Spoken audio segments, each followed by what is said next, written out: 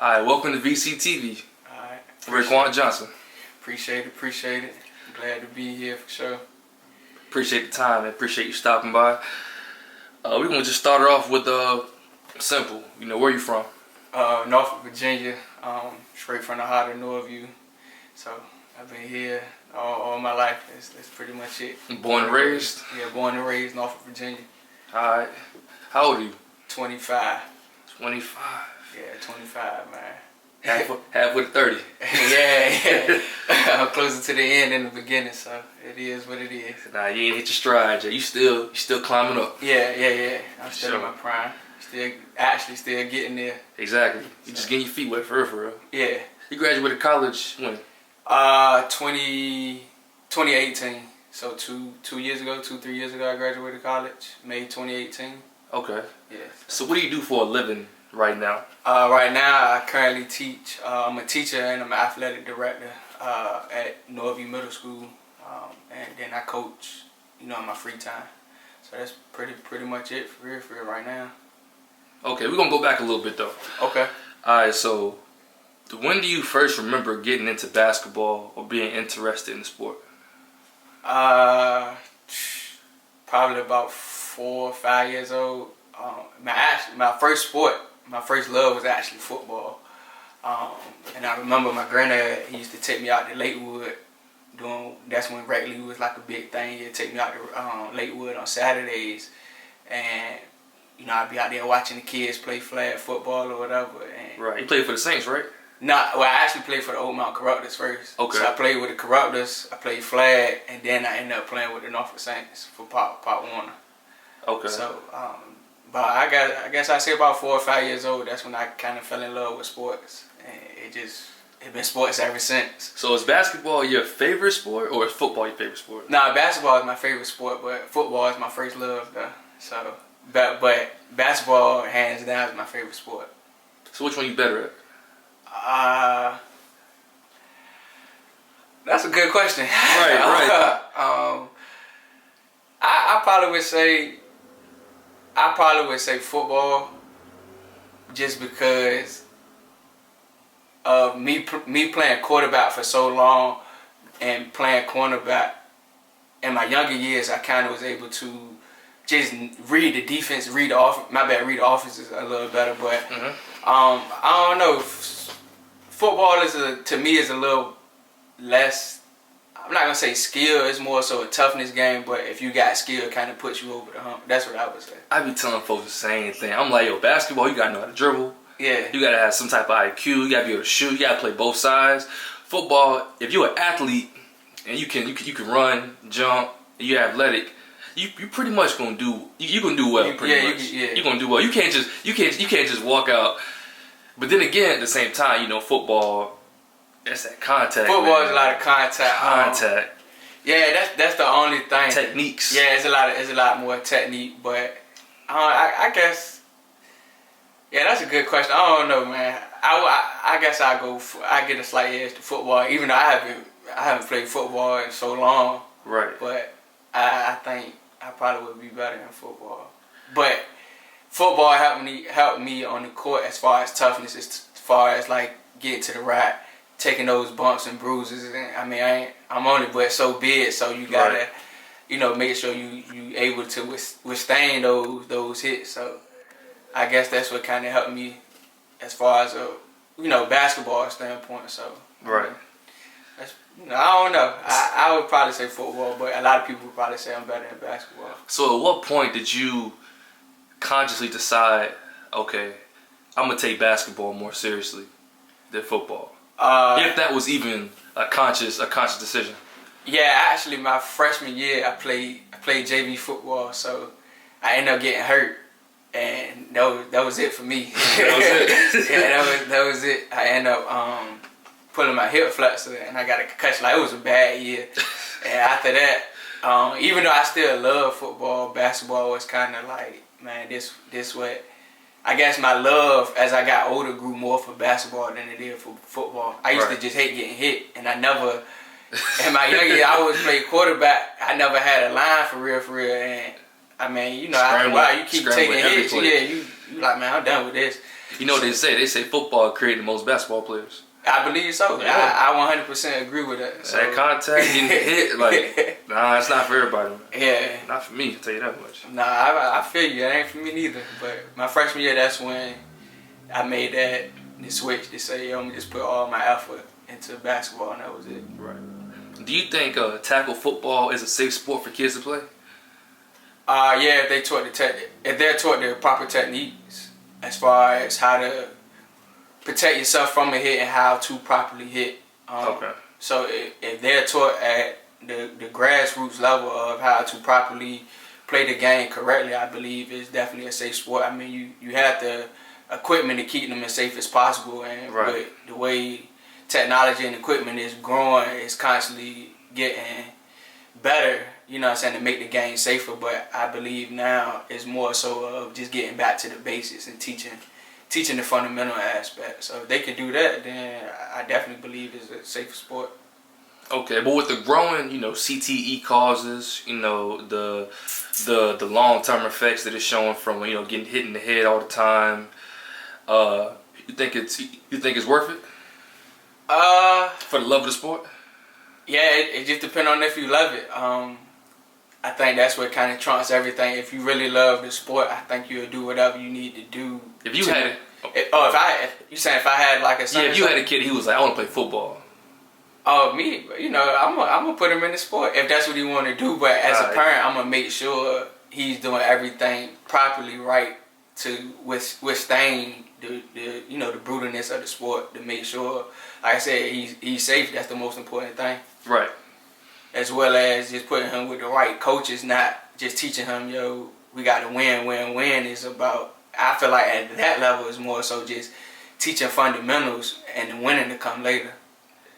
That's a fact. Like, once you get the fundamentals down, and then you can get to all the fancy moves, and then you start really, you know what I mean? Really have once fun you get the fundamentals, then you can have fun. But it's like building a house. You can't put the roof on the house without laying the bricks down first. It's that foundation. Yeah. So you played AAU basketball for the Wildcats, right? Yeah. I'm pretty sure you played for more teams than that. But the Wildcats that's the team that I know you from. Yeah, so I played with the Wildcats with Coach Rob, Coach Julius from about 9 till I want to say about 12, 13. I played with the Wildcats, then I ended up playing with the Virginia Spartans, and I think that was pretty much it. Oh, and I played with Slam City for a year with Coach Walt Webb. But that was pretty much it as far as like my AAU stints and runs.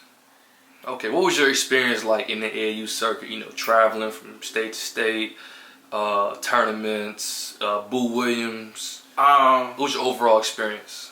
For real, it was great. Like it was phenomenal, I say, because at that age to go to places that we went, and I just say starting at 9 years old, to go to Cocoa Beach, Orlando, to play teams from Houston, California, New York, like we're in the Nationals and it's teams from all over. Like we even got to play against the Harrison twins that played for Kentucky.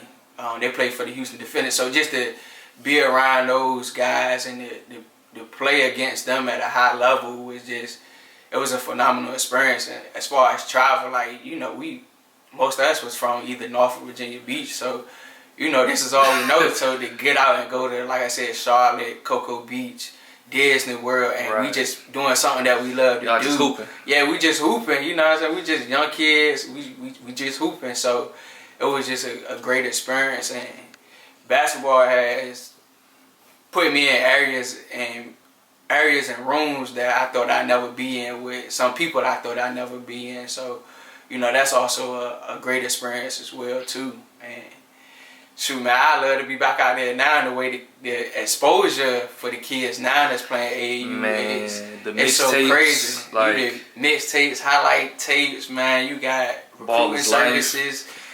You got all types of coaches that come out and see kids play, and man, they get to go somewhere everywhere and play against top tier competition. So you can't beat it. But from my aspect, just coming into the game as a 9-year-old and constantly progressing and going to play where we played at and being in some of those tournaments, shoot, I wouldn't trade it for anything in the world. Definitely. So it's a discussion going on right now amongst like the AAU community and like the people on the outside looking in, and the question is, are these kids / teenagers being overplayed? Like, are they running themselves into the ground at an early age? You know, tournaments where you got 3-4 games in a day for a weekend, and you got back-to-back weekends. Are these kids being overplayed in your opinion? I would say yes and no. I would say yes because it is a lot of wear and tear on the body. I just say from being a 14 to 17 years old. Right. You know, you got some seniors that's 18. So I say from 14 to 18, it is a lot of wear and tear on the body. But I will also say no because, I mean, they're constantly growing. You know, they're constantly doing a lot, and on the back end, they're receiving a lot of exposure, going and playing these tournaments. So it's kind of helping them out, but it's all about balance. You know, parents got to know and kids got to know as well. You know, when your body's telling you, yo, it's time to take a break, you gotta take a break. Whether it's, I wouldn't say if you know you got a big tournament coming up, I'd say maybe take a couple of days off prior to that week coming up to, get your mind right, get your body right, and just get yourself fully prepared for what's at stake. So, right. I would say it's yes and no, but I feel like the common median is just finding balance, to be honest. Okay. What position did you play in basketball? I played the point guard and shooting guard. So what kind of guard would you use? Score first, outside, drive, dish. I'm always a driver and disher. I always like to get in the cup. I couldn't really shoot that well until I got older. So I was kind of like a streaky shooter, but I just like the contact. I like to get in there and hit the ground a little bit, get in there, dump it off to the big, or hit an open shooter. So I would say if I had to classify myself, I would say I was a pass first guard more than anything. Probably a little too much, to be honest. Especially nowadays. Nowadays, man, the point guards, you got Dame, Steph. We're going to the pro level. Yeah. But like them dudes is like they'll give you 30. But I mean that's the way of the game now. Yeah. Like Westbrook. Guards are more, the traditional guard is kind of gone now. You got Yeah, they gone. Yeah, you got more scoring guards, which is, you got to be able to score. You got to be able to score. You got to be able to shoot. Unless you just got killers beside you. That's true. Right. That's true. Unless you got a mob or a team full of killers that can get it on their own, you got to be able to shoot. You got to be able to put that ball in the hoop. And that's just the way of the game. I mean, the game has just changed. Like it's a positionless basketball game now. So right. It's just different. Definitely. All right, let's fast forward to high school. All right. Norview High School. Yeah. You played all 4 years for the team? Not so. A lot of people don't know. I actually played. I played my freshman and sophomore year at Norview. My junior year, I ended up transferring to Smith, and then I came back to Norview my senior year. See, I didn't know that. Yeah, so a lot of people don't know, but yeah, I ended up transferring my junior year, and I ended up going to Oscar Smith. Which school did you like to play for the most?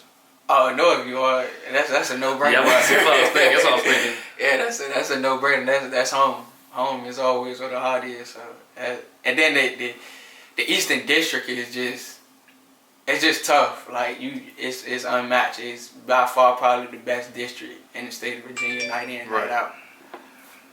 So I don't know. It just ain't. It's not like playing for Norview. It's not like playing in that Eastern District where you playing against Booker T on the Friday night. You might have more on the Tuesday. Right. Turn around next week. You play at Granby. Games be right. Teller. Yeah, we talking about almost a sold out crowd every night, whether it's Friday or Tuesday. You gonna get the best of the best. That Friday night definitely gonna be sold out. Definitely. Man, it's crazy. And then you got Norcom. Like Norcom, they always in the state title run every year. So you go through the tube and you play Norcom. Churchland always scrappy. Wilson's, what I'm saying, they always gonna play tough.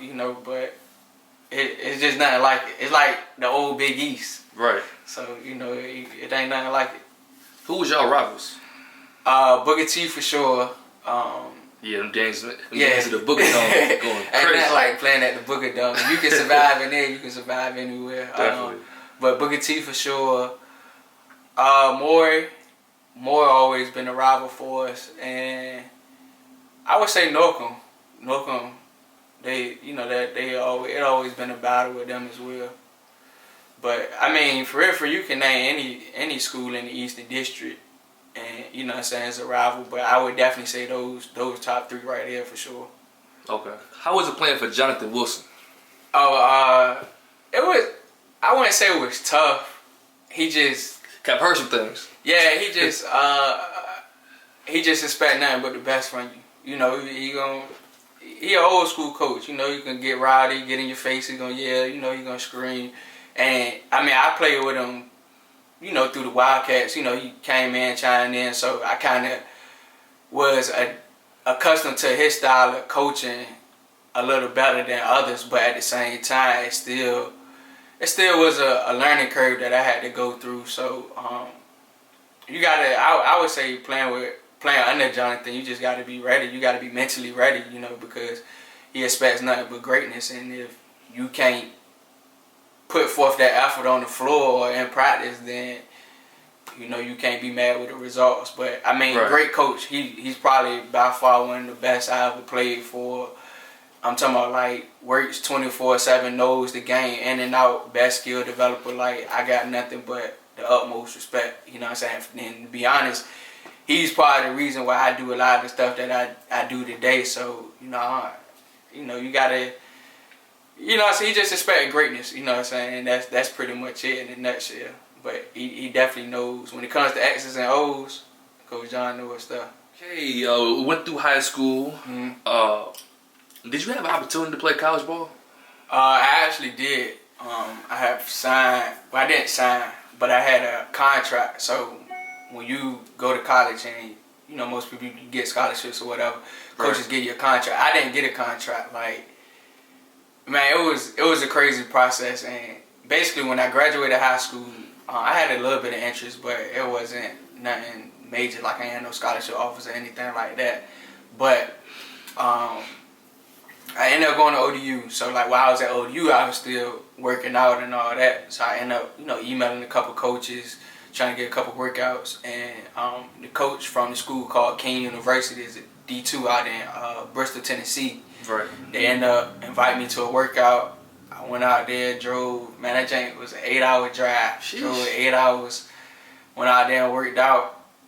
Like a week after that, they sent me a contract, and you know, basically saying I could play. But once I did the math on like as far as me academically, basically I would have lost my freshman year academically, so I would have been in school for another extra year just to play. So my grown man cap, I'm a grown man cap kind of ticked in, and I was like, man, I ain't really trying to be in school for another year. Like, yo, basketball kind of just I find something else to do, and that was pretty much it. But I still got the contract at home from, like I said, the school's called King University. Got the contract, got the head coach signature, AD signature. Oh, now only signature that ain't up there is mine. So. You still got it? Yeah, I still got it. I should have brought it, but it's right up. It's at my mom's house. I still got it. Yeah, cause I remember you seeing. I remember seeing you post something about that on Instagram a while back. Yeah, I got it. Yeah, I was like, oh, okay, you about to play college ball, and then like I just didn't see nothing else. I was like, oh. Yeah, because that was just a little. Like I said, that happened probably my freshman year of college. Yeah. Like I meant to get it before I came, but I still got it.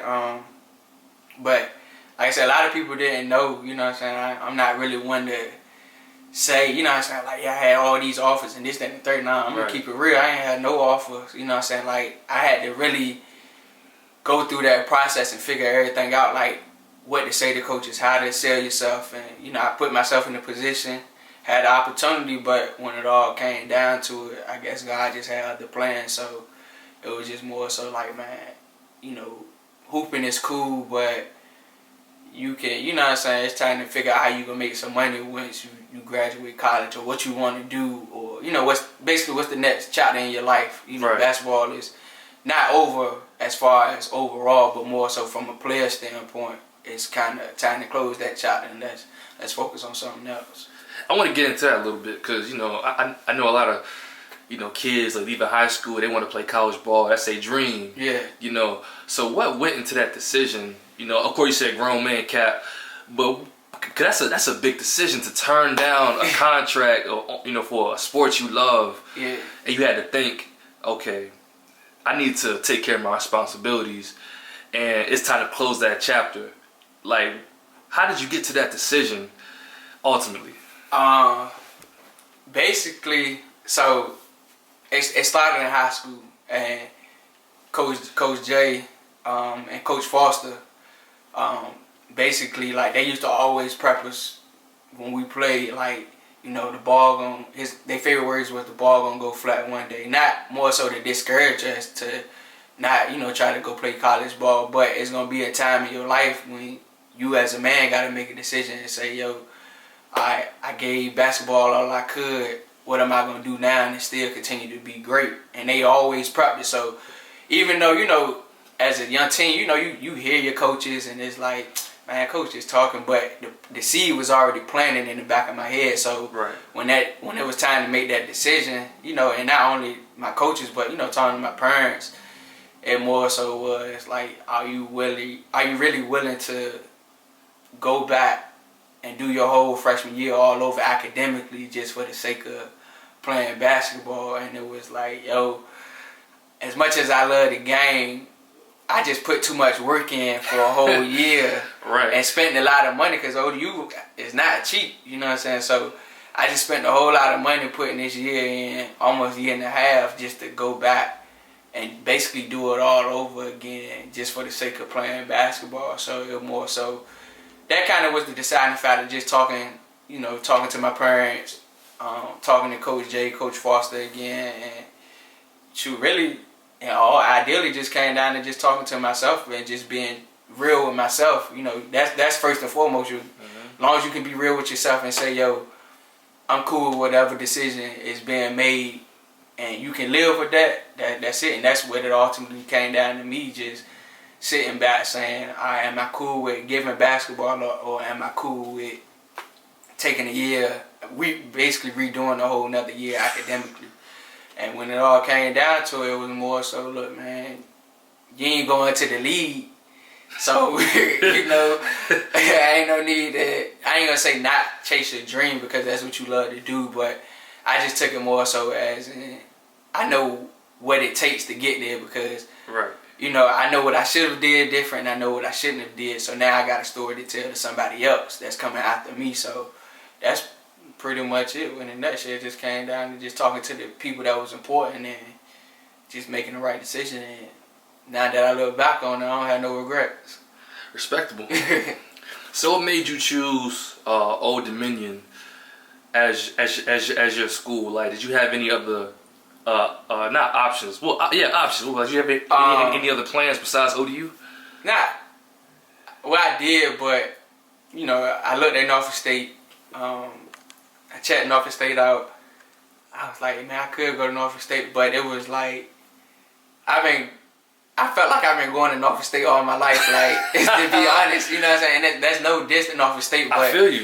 Man, my granddad, I'm just saying because my granddad used to take me to all the homecoming football games, the parades, right. In high school, we going up to Norfolk State, so it kind of was like, you already been there, even though you wasn't in school, you kind of already been there, but as far as ODU, it was just different. Like, not a lot of people talked about ODU for one because it's PWI. Yeah. So it's a different demographic. But I really wanted to go to VCU. That was my number one school because I wanted to be a computer engineer. But VCU didn't have the program that I wanted, so ODU did. That's what made me enroll in ODU. And then lo and behold, I ended up not being none of that. So right.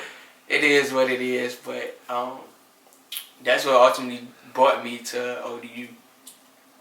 So it was just a major, but VCU was my number one school. I just like Richmond. I just like the whole 804 area, the school. Right. I was sold, but they didn't have the program I wanted. I feel I want to go to VCU too. My GPA wasn't high enough. For real? Yeah. Yeah, man. VCU is tough to get into. It's tough, but like I said, I had a 3.5 coming out of school. I had a 3.5 coming out of high school. My SAT, I only got 1,000, but my advisor was like, yo, as long as you get 1,000 on your SAT, then you you good. So I was like, oh shoot, VCU it is. Right. I got it doing my application, couldn't find a program. I was like, man, this is crazy. So right. I just decided to ride with ODU. Okay. What was your college experience like overall? You know, going to a PWI. It's different. It's different because, you know, like the school is predominantly, you know, it's a white institution, it's predominantly white. Right. But it kind of made me more culturally diverse going into the workforce. So that's what kind of helped me out. But it was just different. Like, you know, you had your African American people, you know, that you hung with. You had your Caucasian people you hung with. So, but you know, it was a lot of camaraderie, but it was a lot of differences too. You know, like a lot of my classes, I might have been 3 or 4, you know, African Americans in the class, and you in the class of 25 students. So, right. You know, you do the math. Yeah, you know what I mean? You the minority. Yeah, I'm the minority, but it kind of just made me understand, like, in a nutshell, this is kind of how real world, you know, this is how the real world is, you know, like. Especially where you want to go. Yeah, especially where I want to go, like us as African Americans, you know, it's not a lot of us in the field that I'm in, but at the same time, I'm fighting against 3 or 4 other people that's trying to get one spot. So, you know, it's survival of the fittest, and my motto always been on the strong survive. So, ODU really helped me mentally just prepare myself, because it's like, yo, every day I go in class, I gotta be on my P's and Q's. Like, I don't have time to slack, because the stigma is I'm already a slacker. Right. You know, I don't even belong here. But as long as I go out and show and prove every day I'm in class, or when I'm doing a presentation or doing a test, that, yo, I'm at the top of my class, I'm just as good as you, and I belong here. Right. You know, I can take that, you know, on through the rest of my life, and that's kind of, you know, it helped me out. The only thing I wish I would have done different, I probably wish I would have went to school out of town, because, you know, you home, you comfortable, you know what I'm saying? You can call moms or pops and say, look, man, I'm hungry, I'm gonna come to the house and, you know, grab me something to eat. When you out of town, you pretty much on your own. You got to figure it out. Not saying I didn't mature, because I matured a lot because I stayed on campus. And I just took it upon myself to say, yo, when I'm in the jam, I just figure it out, instead of just, I can go to grandma's house, I can call moms, I can call pops. You know, I just decided to just take that pressure onto myself and just figure it out. But overall, great experience, though. Great experience. Met a lot of people, a lot of good friends, a lot of people I still talk to now. And it was great. It was great. Did you pledge a fraternity? Nah. That really wasn't my thing. I thought about it, but PWI fraternities and HBCU fraternities are totally different. A little different. Totally different. So I did give some thought. But if you were to join one, which one would you join? That's a good question. It probably would be Alpha. I like how they move. You know what I'm saying? They about their business. They not too loud. They real subtle people. I like how they move. Well, most of the Alphas I met, they usually always about their business. They on point. So if I did, it probably would be Alpha. But I don't see myself doing it. Okay. What was your GPA when you graduated ODU? 3.3. 3.3? Yeah, I had a 3.3. Solid. Yeah, so I told you I had to be on my game at all times. I ain't had no room to slack. All right, fast forward out of college. So you just graduated college. Yeah. What was that process like, finding your career?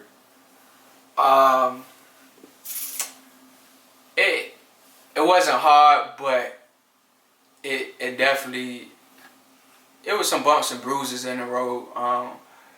Because I honestly, like, when I was in school, I changed my major 3 times, to be honest. I started off as a computer engineer, which I stated earlier. Then I ended up going to human services because I always liked counseling and stuff, like, you know, talking to people, you know, learning them. Mm-hmm. And then I got into counseling, and they got to talking about, like, you know, dealing with people with mental disorders, and I just feel like you got to be a special person to deal with people like that. And I'm not saying that in a bad way. I'm saying that with the utmost sincere, you know, affirmation. Like, you really got to be a special person to deal with that constantly, day in and day out. Yeah. Me, I just wasn't ready for the wear and tear on me mentally to deal with that. So I ended up switching to health and PE, and that's what drew my attention. So when I came out, I didn't want to teach. Like, teaching was the last thing from my mind. Like, I just wanted to be around sports, and I knew having a health and PE degree compared to a sports management degree was gonna put me in a broader field than it would sports management. So, like I said, I never wanted to teach. So when I graduated, my first job was working for the city of Norfolk in Rex and Parks and Recreation. And I was like, yeah, it's cool. You know, I'm at the rec. Like, I get to shoot all day, play sports with the kids. You know, play on the game, all that stuff. Right. But it wasn't like, it just wasn't room for growth. When I sat there, I probably was there for probably about a month or 2. Maybe 3 at the most, and I'm just looking at how things was going. I'm like, yo, there's no room for me to move up. Like, there's no room for growth because the people that was ahead of me, they've been there for a while, and you know, once people get in those positions, they ain't going nowhere. So I was like, man, but I ain't really trying to go in that school. Like, I ain't trying to teach. Like, I ain't really trying to deal with kids and be teaching and all that. Like, let me rephrase it. I like working with kids, but I didn't like being in the school system. Like, I just didn't want to teach. Like, that was a no for me. So that's kind of like what brought me to being a teacher now. Like, because I had the PE background and all my classes was basically teaching PE. So I was like, man, it can't be that bad. So I ended up hitting up my old teacher who actually worked at the school that I got hired at. So he worked at Norview Middle. He's gone now, but he worked at Norview Middle. So I hit him up like, yo, Mr. Adams, you know what I'm saying? Like, man, how is it for you? So, you know, he ended up meeting on the one-on-one. He gave me the breakdown. So I'm sitting back like, yo, this is gravy. Like, you chilling. Lo and behold, probably about, so May 2018 I graduated. I got hired for the city of Norfolk in June. Mm-hmm. By November, a spot had opened up at Norview Middle School. I ended up applying for the position, ended up getting it. And once I got in there, man, I've been sold ever since on the job. So between May and I say about October, that was probably like the roughest months trying to just figure out what I wanted to do. Like, between, do I want to teach or do I want to stay at Parks and Rec and just be at this position forever? So I was like, man, I want better for myself. Like, this ain't it. Like, it's cool. Like, I'm on the job, I'm chilling, but it's just not where I see myself. You just want some. Yeah, I just want some more. You want more. Yeah. So that's what ultimately drew me to going to teaching.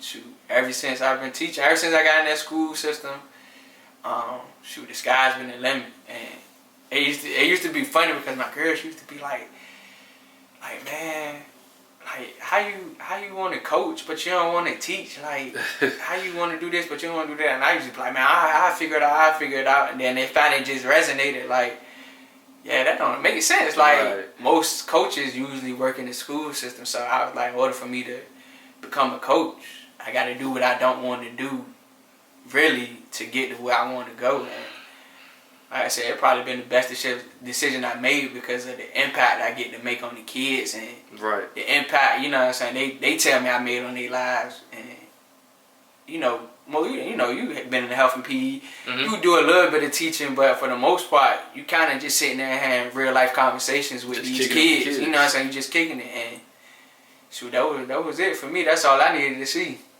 That was how everything transpired into, me picking my career. Okay. So are you still at Norview Middle? Yeah, I'm still there. Yeah, Okay. I'm still there. You saying as far as like just in general? Like you work there? Yeah. Okay. I still work there. So you're the director? Yeah, I'm the athletic director, and I still teach too. Okay. Do you still coach too? Yeah, but I coach at the high school. I was coaching at the middle school, and then when I became the AD, I had to Conflict of interest, yeah, probably, it was a right? conflict of interest, so Right. I had to let one go. But I still coach at the high school. Okay. You coach. All right. So do you coach basketball and volleyball? I did volleyball last year, and then more so it's kind of like we don't have nobody else to do it, so I just feel in a position type of thing. But Okay. it was fun though. Like I learned so much from those kids, like about the game that they helped me. I want to say probably they helped me more than I probably helped them. But I still talk to those kids now, and I guess. Shoot, I made an impact somehow, some way, because it was just a different perspective, and they got to accomplish some things that they never done in years. So, that was cool. But right now, just strictly just basketball. Just basketball. Yeah. So when did you know that you had that itch to coach? My sophomore year in college. And actually, it probably was before, but I would say my sophomore year of college is what solidified it. But like I said, when I played, I always was a student of the game because being the point guard is like being the quarterback on the field. Right. You got to know where everybody at. You got to know when we run this play, this person need to be here. You just got to be on point at all times. And Coach Jay used to always tell me like, man, you gonna end up being the coach one day. Like you gonna end up being the coach. So. Probably about my sophomore year in college, I ended up going to talk to Coach Jay, and I was like, man, like I ain't playing no more. I kind of, still want to be around the game, and he threw me in the fire. He put me on one of his little baby AAU teams. I think it was the 4th grade team at the time, and me and the dude Zoe was the head coach. I was helping Zoe out, right? And ever since then, I hit the ground running. How does it feel, right, to coach at the same high school that you went to?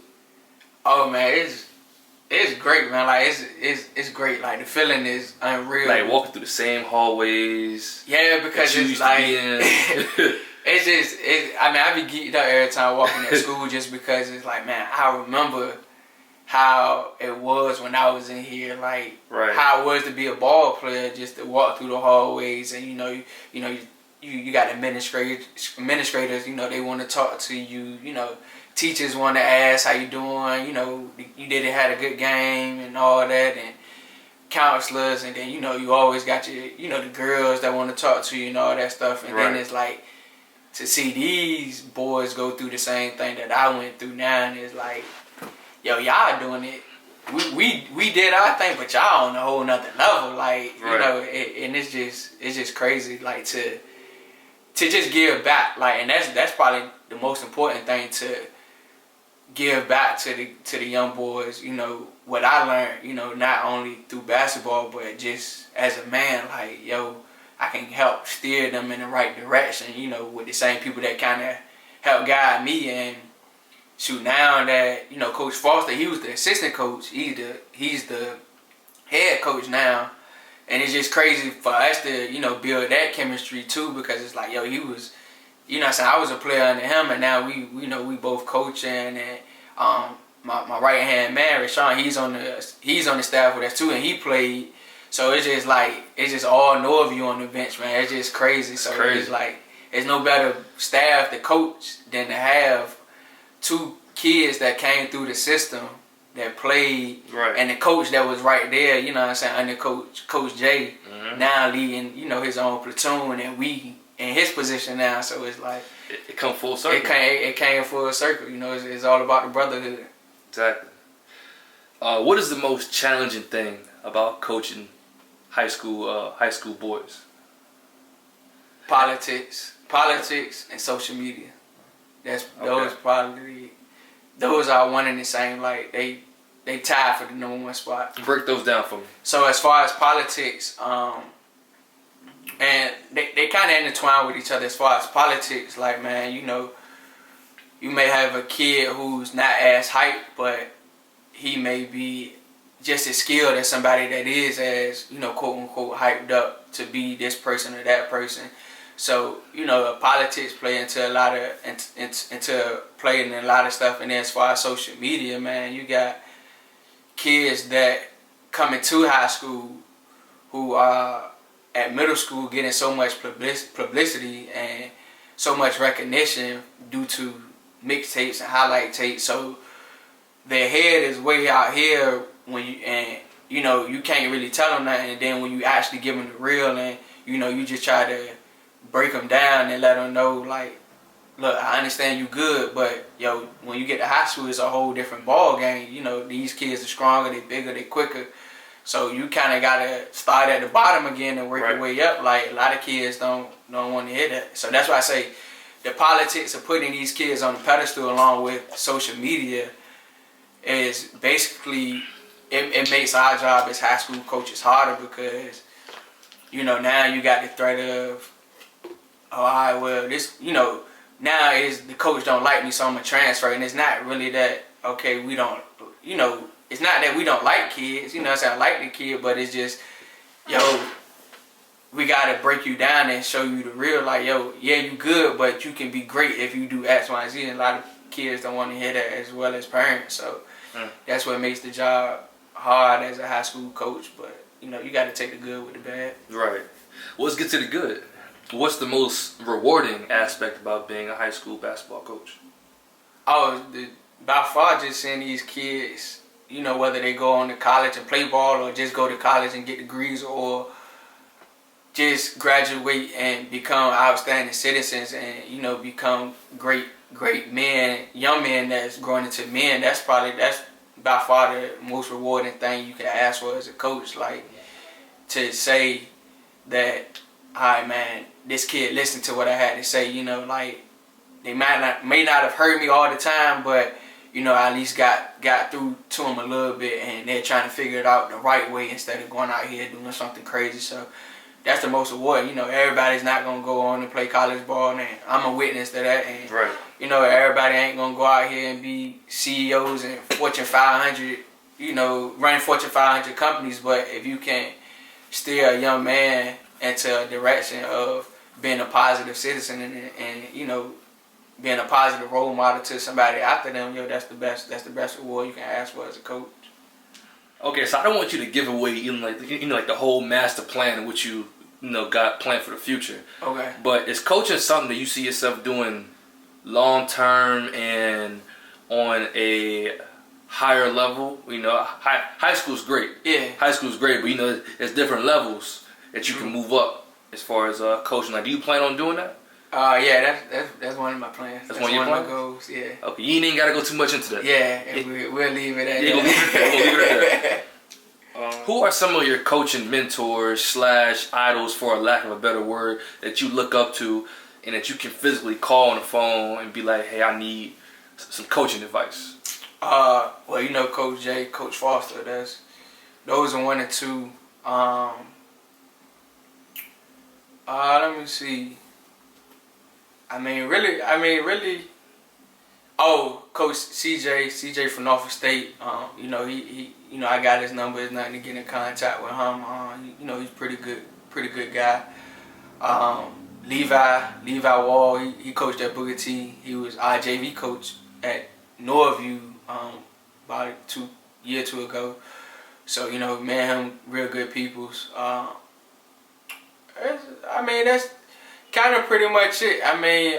Yogi at Lake Teller, Plumber at Moore. Like, most of the Eastern District coaches, I pretty much, build a relationship with. But those names that I mentioned, those are pretty much the people that I can call and say, yo, what I'm saying, man, how what's going on? Or, look, I'm having trouble with this, what you think? Or, anything like that. So, those are pretty much the guys. I got their number that I can physically call on my own and say something. Does it get tricky having that kind of relationship with a coach that you have to see on the court? Yeah, it can. That's why you gotta kind of just you don't want to ask for too much or give out too much. But, right. You know, you just gotta play your cards right when you having those conversations, because at the end of the day, yeah, we cool, but you gotta see when you at war, you at war. You know what I'm saying? You the opposition, so you know you always want to try to get the one up on your opponent at any given time. So you just got to be mindful of that when you having those conversations. But you know, as far as somebody like CJ at Norfolk State, he's on a whole nother platform. So that's a different conversation. Right. You know what I'm saying, to say the least. Women in the coaching industry. Oh, okay. I get what you're saying. Do you think that there's a lack of women representation in the coaching industry by choice and just by natural selection, or you think it's a thing where they're kind of outsiders and they aren't necessarily granted access into the coaching industry? As far as them trying to coach in the male, I get what you're saying. Yeah, in male sports. I think it's natural selection, just because the sport has been a male dominant sport for so long, and you know now we're getting to women are breaking a lot of barriers as far as, you know, other sports. Like I think a couple weeks ago the NFL had like 2 women coaches on the sideline and a women referee. Right. So and then I think San Antonio has like a woman assistant on their coaching staff. Yeah. So they are breaking barriers, you know what I'm saying? And it's a process, and you know it take one at a time, but I think it's just more so natural selection because of just the way things have been ran for so long, that you know it's just taking a longer process. But it's a lot of women that really know the game, you know what I'm saying? Like really know the X's and O's, how to relate to players. And boys, I mean, I'm pretty sure you can relate as well as I can. Like they're a little more receptive to women because they have that nurturing aspect. So, you know, as compared to a male coaching them, you know, we usually rah and you know we're gonna get into them raw. Whereas a woman, she may have a different way of connecting with that player or that young male. But how about I say, it's a lot of women that definitely know the game. Yeah, you know, I think it'll take some time, but I honestly just think it's natural selection, to be honest, just because of just how things have been running for so long. Right, it's definitely understandable. I feel the same way. I think it's just natural selection, and I just think women just naturally coach women. Yeah, because that's just they relate. I think they relate. Yeah. You know what I'm saying? Like, yeah. So I definitely feel you on that. Let's go to collegiate sports. All right. Do you believe the college athletes should be paid? Most definitely. Okay. Most definitely. Tell me why. For one, because they bring in so much money into that school, and granted, I'm just talking about like high major D1, but even if you get into, let's just say the MEAC, the SWAC, or anything like that, like these kids bringing so much money into that school. So if they go and get a 20-win season and they make a bid to the NCAA tournament, like they don't receive any of that money. That go to the school to get new facilities or build up new dorms or new school buildings. So you know, it's like you kind of like a slave to the school in a sense. You know what I'm saying? Yeah. So it's like, yo, I'm giving y'all my blood, sweat, and tears, and if I blow my ACL today, I ain't getting nothing for it. Like, I don't get nothing for it. I don't have nothing to show for it. I think some schools have like an insurance policy. Yeah, they do, but I'm just saying. I'm not well versed on it though. Yeah, the numbers compared to what the school is getting compared to the per diem that some of these players get is not even fair. Right. So what do you say to the people who say, well, they're getting a free education? Yeah, that's true. That's enough. Yeah, but how many of those kids are going off to be IT majors or doctors or nurses where they can show, I got a degree, I got a $70,000 degree, but I make 6 figures a year. Most of those players aren't going to do that. You're right. You got a point. You know what I'm saying? Like most of them are going to be people that work in sports management where they're making 50, 60 on average a year, but you got a $70,000, $80,000 degree. You know what I'm saying? Because school is roughly, let's just say $20,000 a year. So you do the math, that's 80,000. But I don't have a degree, nor am I making the money to show forth my degree.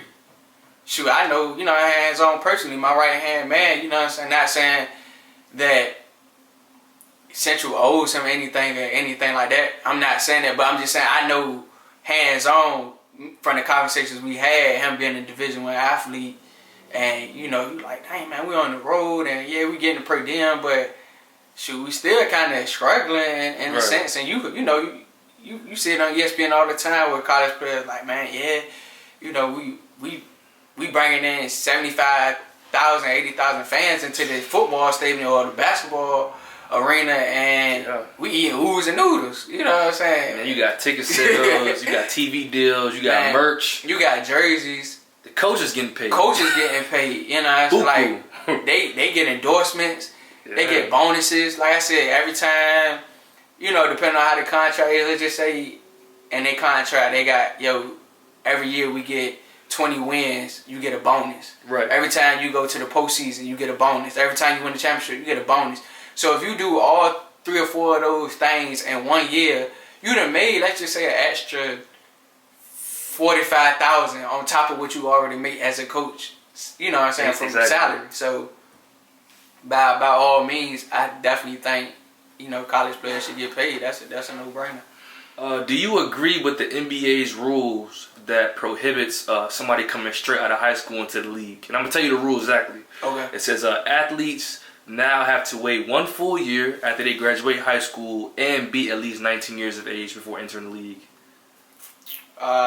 No, I don't agree with the rule solely because I feel like it's the kid's decision. If they feel like they are mentally and physically ready to go to the NBA, then why should they have to go to college and in turn make the college money, and they're not getting nothing for it? If I feel like I can go straight out of the league, straight out of high school and go to the league, then I should be able to have that option without any stipulation. So I just feel like it's an unjust rule. Shoot, we all know everyone's not gonna be a LeBron James or a Kobe or a Kevin Garnett, but you do have guys that have proven that they can come straight from high school and be a dominant factor in the NBA. And I just feel like you never know most of these kids' situations. A lot of these kids come from low income families and backgrounds, so they might not have a year to, you know, go sit at Duke or Kentucky or North Carolina while their family back home starting. So they might got to make a grown man decision at 18 years old, 17 years old. Right. Like you can join the military at 17 with a parent signature, but you can't go and make these M's real quick. Yeah, that's crazy to me. If you got the talent. You think it's a racial thing? Like because the NBA is predominantly black, that they make these kids like go through a certain system instead of giving them the freedom to, you know, take their future, you know, for themselves? That's tough. I wouldn't say it's a racial thing. I really just don't understand. I just don't understand the aspect of it. I just don't understand. Like I said, I wouldn't say it was a racial thing, because I do get your point, but I really just don't understand why they have to go off to college. Right. I think it's a conspiracy. Yeah. I think the colleges and the NBA are working together, and the colleges is like, look, y'all give us the athletes first for a year, a year or two, and then we're gonna get this money with them, and then we're gonna slide right over to you. Yeah, now I do believe, you know what I'm saying, one hand wash the other when it comes to the NBA and the NCAA, because somebody up top of the NCAA know if kids can go straight out of high school. They ain't going to college. Yeah, they ain't coming to college. Two, it's all about money. Like at the end of the day, it's all about the dollar. So if the NCAA don't make money, then, you know what I'm saying, March Madness is gonna be affected. Definitely. School's gonna be affected. Power 5 schools gonna be affected. So It's all about dollars at the end of the day. So, I like I said, I do believe that they probably working with each other. Years the kid for a year, that is make a couple thousand, couple $100,000, maybe $1 million off of them. Then y'all can go about your business. So Right. you know how that go. Recent athletes such as Mikey Williams and Howard U commit McCurr Maker are saying that top black athletes should start committing to HBCUs instead of the normal powerhouses such as the Dukes, the NC States. And they said that this would change the financial power structure and sway it toward the black community more and keep it in-house. Yeah. Do you think that's a realistic trend that could happen?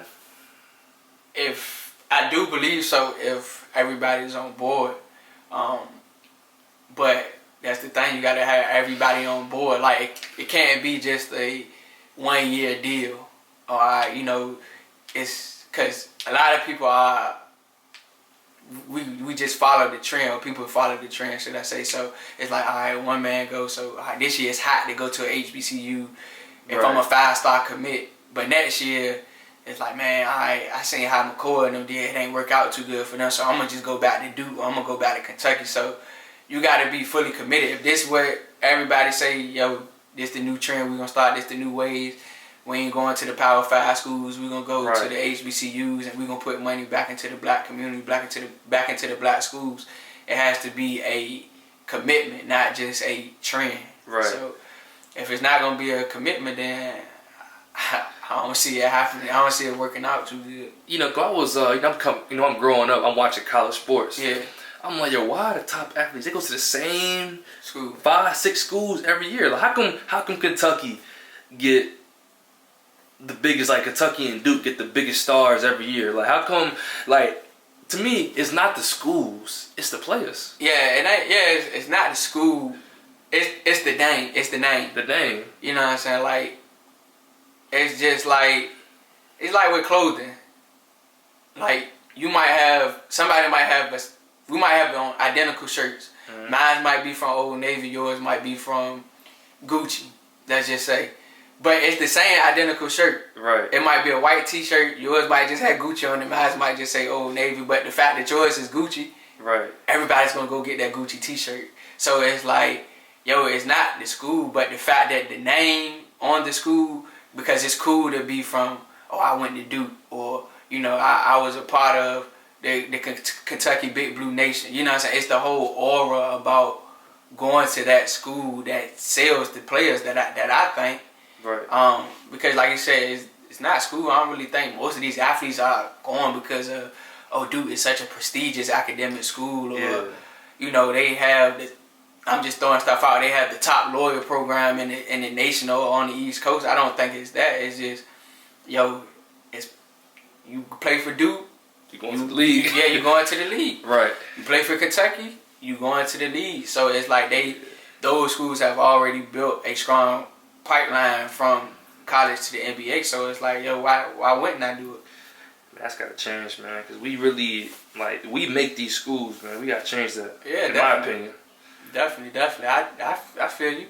How do you feel about the recent, I'm not going to say trend, but like the outrage from, the athletes worldwide and them coming together to publicly, protest police brutality and systematic oppression, from wearing T-shirts, speaking during interviews, kneeling during the anthem? How do you feel about all that is going on in the world of sports?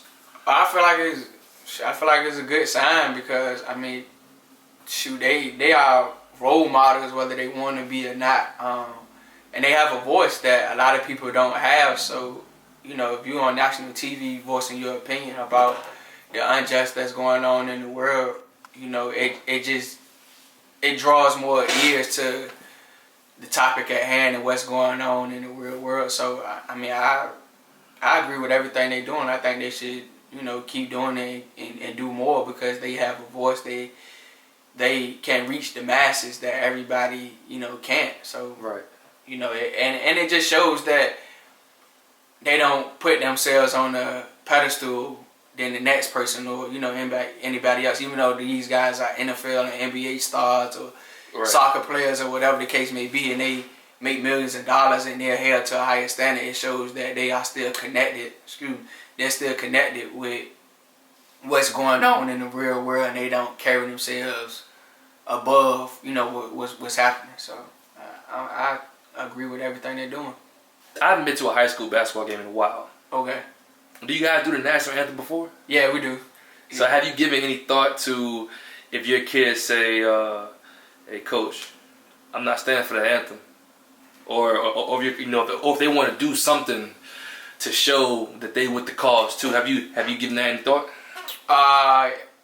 Yeah. I mean, at the end of the day, like I tell my kids, yo, I got your back, right or wrong. You know what I'm saying? When you wrong, we'll talk about it amongst each other, but in public, I'm not gonna sit right there and embarrass a child if that's what they want to do. If that's what you believe in, yo, stand on what you believe in and mean it. Don't just stand for it because you think it's cool to do. Right. Stand for it. Stand for what you believe in for a reason. So if one of my athletes wanted to take a knee or not stand for the national anthem, who am I to say, yo, you need to do X, Y, and Z if that's not what they believe in? It's just like,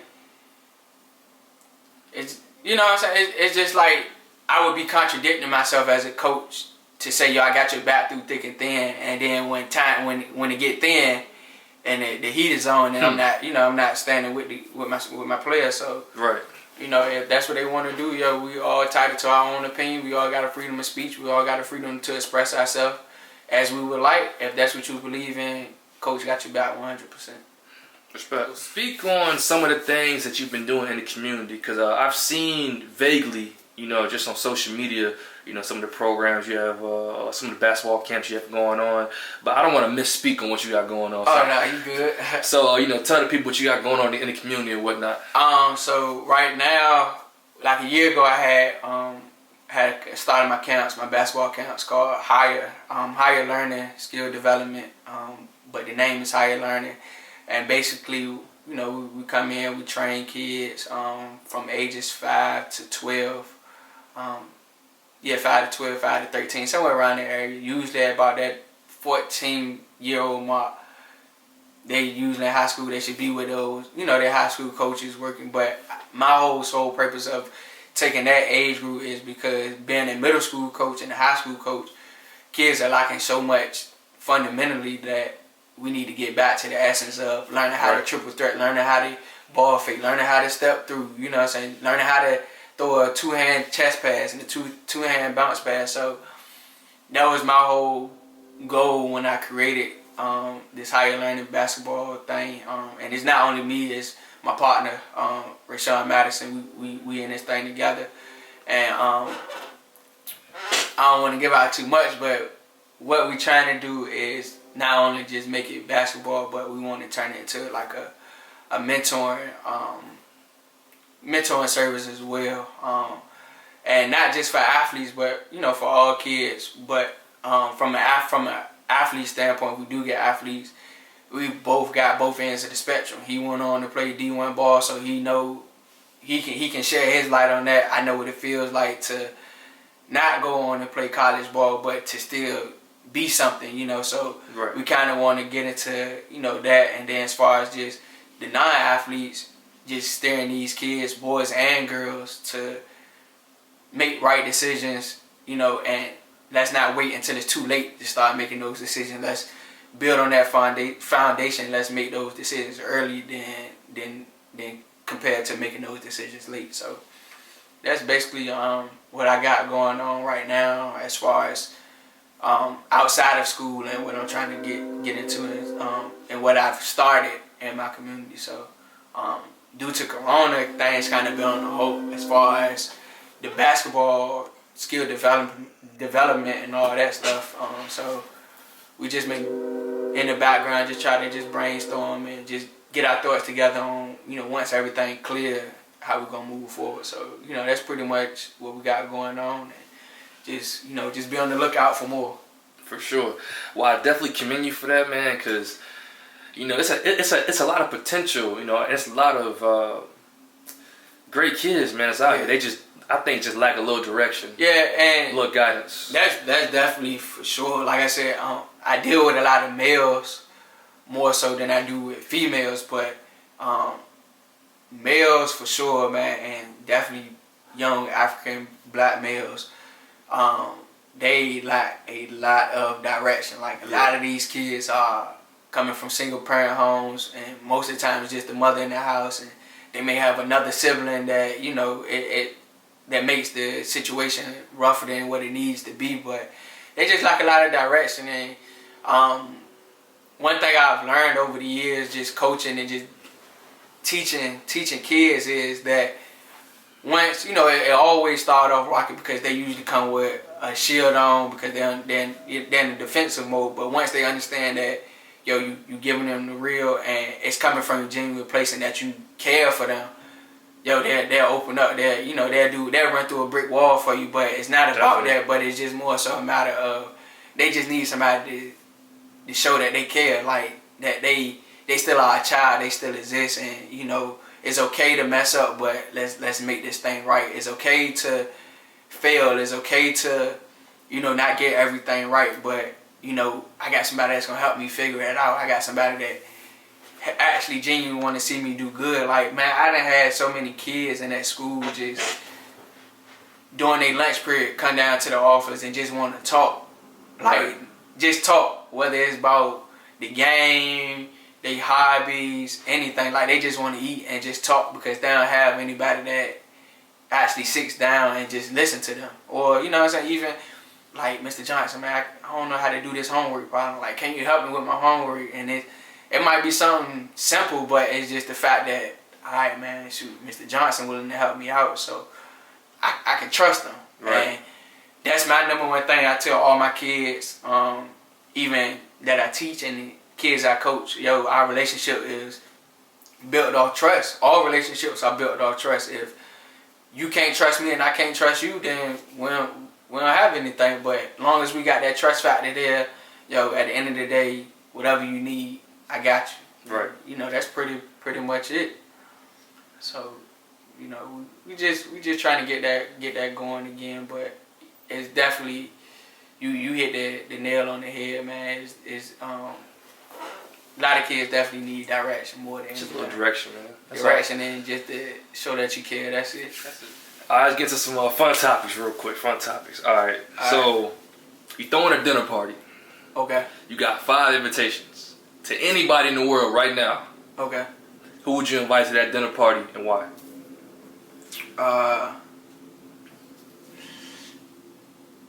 Dang. I put you on the spot. Yeah. I mean, so are we talking family or outside of family, or could it just be any? It could be anybody. Family, celebrities, anything. Oh, all right. Well, my mom and pops, they definitely got to be there. That's one. Okay. My girl, she gonna kill me if I don't get her invite. So that's 3. That's 3. If I could meet with LeBron James, I would definitely invite LeBron. Just because, like, I just want to sit down and have a conversation just to see, like, how for so long he's been able to deal with the scrutiny and get up every day and perform on and off the court. So I definitely would send him an invitation, and I send Coach K an invitation. That's like one of my favorite coaches. I've always been a big Duke fan. Coach K. I just like how he just moves. I like how he carries himself. I just would like to have a conversation with him too, just to pick his brain a little bit and just to figure out how he's been able to sustain the changes in the game so long and still be one of the top coaches in the world, not just NCAA, but the world. Yeah. So that would be my 5 right there. All right, solid 5. All right, next question. In your opinion, who's up next in the 757 area basketball wise? Like, what player do you think is next to really blow? Shoot. I know it's hard just to name one. You can name a few if you need to. Yeah, I mean, like, give me Like, what are you talking a specific age group, or you just saying like high school basketball? High school basketball. That's currently playing right now. Oh, I gotta go with my guy, Jaylon Darden. Okay, that's my point guard. I got to. It wouldn't be right if I didn't. I mean, shoot, the accolades speak for itself. I mean, he was first team All State. He got a state. You know what I'm saying? We won a state championship last year. So he's a state champion, Eastern District Player of the Year. Shoot, I think he's been on the Eastern District team ever since he stepped foot on the floor as a freshman. So he's a senior now. So, like I said, his accolade speaks for itself. In a 3-year span, he's been on the Eastern District team 3 years. He averaged a triple-double as a freshman. As a sophomore, I think he was first team All-Conference. He was last year, first team All-State, Eastern District Player of the Year, first team All-Tidewater, state champion. So his resume speaks for itself. By far, he's probably the best player in the state, hands down. Because, you know, if in my opinion, so I gotta go with him. And Jaden Epps, he's definitely up there. We got to play against him. Those two guys got the battle last year. What school does he go to? Kings Fork. Kings Fork. Okay. Yeah, Kings Fork. Those guys got the battle last year, and he's definitely one of the top players in the state as well. So I gotta give it to them two, but I gotta definitely go with my guy Jaylon Darden, hands down. Alright, I'm gonna check him out. I don't know who he is yet. Oh yeah, you gotta. You know, I don't be around here like that no more. So I feel you. Yeah, I'm gonna definitely check him out. That's my guy though. He'll kill me if I ain't got they gonna go with him, and he ain't even got to worry about it. He already know. Right. Top 5 musical artists, dead or alive. Not just rappers, not just singers. Your top 5 musical artists, dead or alive. My top 5. In no order. Okay, Jigga. Oh, definitely top 5. And that's a no-brainer for me. Okay. Wayne. Even though Wayne ain't the same Wayne, I still gotta put him up there top 5. Yeah. Jeezy. Okay, Snowman. Who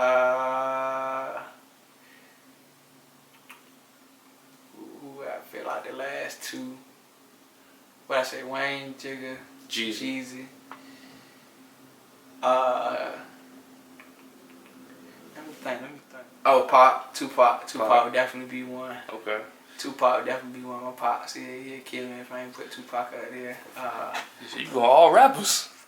Oh yeah, I mean that's what I listen to most. I listen to rap a lot. Okay. All right. And to close out, that's tough. Dang, that's a tough question. Who would I put in that 5th spot? We got Jeezy, Hov, Wayne, Pac right now.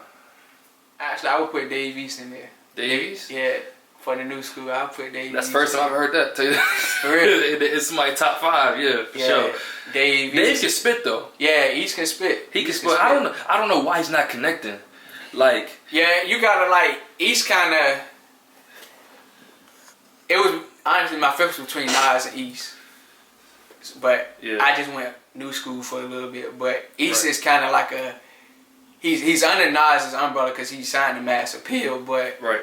I feel like his connection with the generation now is a little bit different because he doesn't have like the same flow like as a Gunna or a Thug or you know what I'm saying. His vibe is a little different. It's a little more. Nah, I'm not gonna give you that though. I'm not gonna give you that. You gonna go with that? No, I'm not gonna give you that because I was thinking that too. But then you got Griselda going crazy with Benny, Conway, and yeah. See, I haven't really listened. I gotta put my ear to them yet. You got to peep them out. I'm gonna have to peep them out. I heard they can spit though. Definitely. I heard they. And they got that old flow. That old. Okay. Gritty like New York. Okay. Yeah. I don't know what it is about Davies, but Davies, he got East good. can spit though. Like got East good can music. really East make good music. If you just sit there and listen, like East. Me, I like storytellers. Yeah. So that's my thing. Like I like people that tell stories that I can like visualize in my head. Right. So I don't really know what's the connection lost between East and the masses, but I mean I like East though. I think he got that Wale syndrome. Yeah, that might. Wale can spit with the best of them, but it's just somebody like he could put out a solid album, 12 songs, solid music, and get no spins. and look, and it's not gonna get no traction, no noise.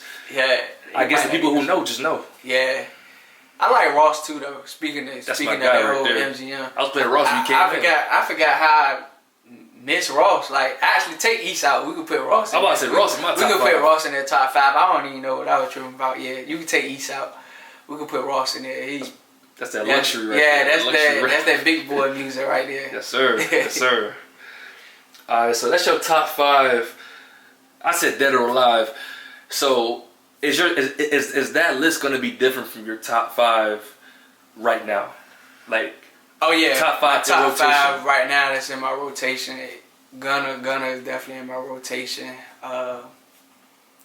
Future is in my rotation, but Jigga always gonna be in there. Like, right. I don't think I go a day without listening to some type of whole album or track or something. So that's always in there. Jeezy is definitely gonna be in there. Okay. And I'm missing one. I'm missing somebody. Oh, Glizzy, Shy Glizzy. Shy Glizzy. Yeah, I always like Shy Glizzy. Like, I've been on his music for a while, but his latest mixtape album, whatever it is, they be dropping on iTunes, so I don't be knowing the difference. But his latest music that he just dropped, I've been rocking with it. I've been rocking with it lately. So okay. That would probably be top 5 spins in the car right now. It'd be Gunna, Future, Shy Glizzy, Hove, and Jeezy definitely in there. Solid. Yeah. All right.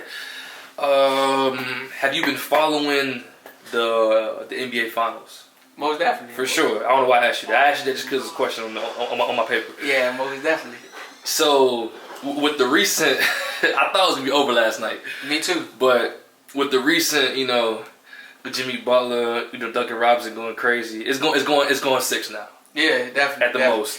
Yeah, is it over Sunday, or can they push it to a 7 game? I don't know. I think it's over Sunday. I honestly thought it was gonna be over last night, but I think it's over Sunday. It better be over Sunday. Yeah, for they. It's dependent. Depending on how AD ankle is, man, or right, foot or whatever he hurt.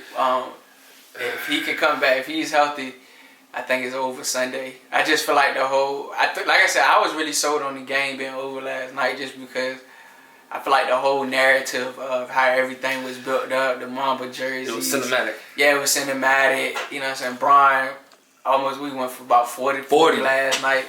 A wasted game. 7 threes. So it's like 6 threes. I just thought it was over, but I don't see it going past Sunday.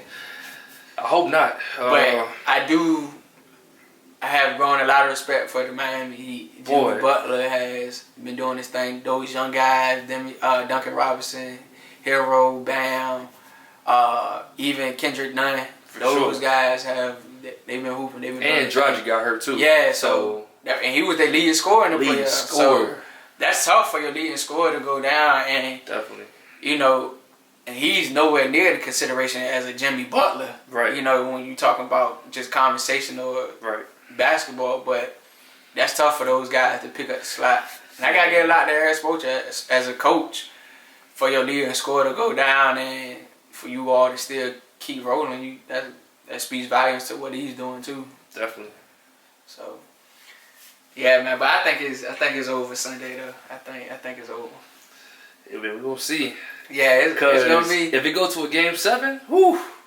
Yeah, it's gonna be tough. A game 7 in the bubble though. It's not game 7 in Staples. It's game 7 in the bubble. But Braun, he the closer when it comes to game 7. Yeah, Braun never lost a game 7. Braun don't lose game 7. He don't lose game 7. He don't lose game 7. That's one thing about it. He don't lose game 7. Alright, one last question to let you go. Who is the GOAT of the NBA? Of all time, who's the GOAT? The GOAT.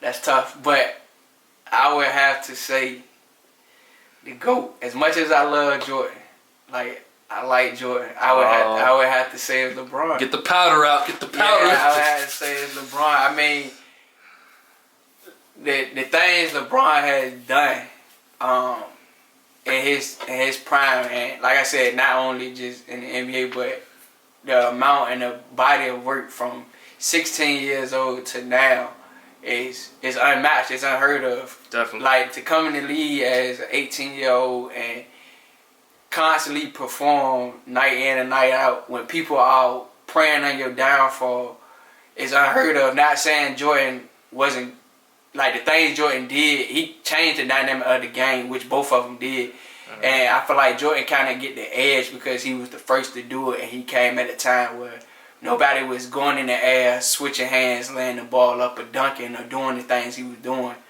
Nor did anybody win, 6 championships, in the finals. But my thing is, if we just saying, all right, the debate between LeBron and Jordan is Jordan got 6 and he was undefeated, then that's the case. Bill Russell should be the GOAT because he got 13.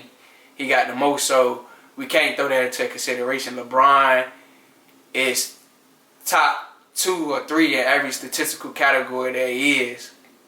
And yet alone, I mean, the amount of pressure that man has been facing since he was 18 is unheard of. And to come back to a Golden State team where you got 4 All-Stars on that starting lineup and win, you can't beat that. So I gotta go with LeBron James. That's respectable. Hey man, go James, baby, go James. Definitely. They gotta finish up the Heat in 6. Yeah, they gotta finish it. He will. Definitely. I appreciate you stopping by, man. I appreciate the time. We got a lot of things to talk about today. Definitely. Is there anything you want to plug? Nah, man, I definitely appreciate the opportunity. This is my first interview, so I was excited, still excited. Like I said, man, I appreciate the opportunity for just giving me a platform to, just, voice my opinion on a few things and, give you an insight of what's going on. But, that's pretty much it, man. Definitely. All right, Raekwon Johnson. Appreciate it. We out.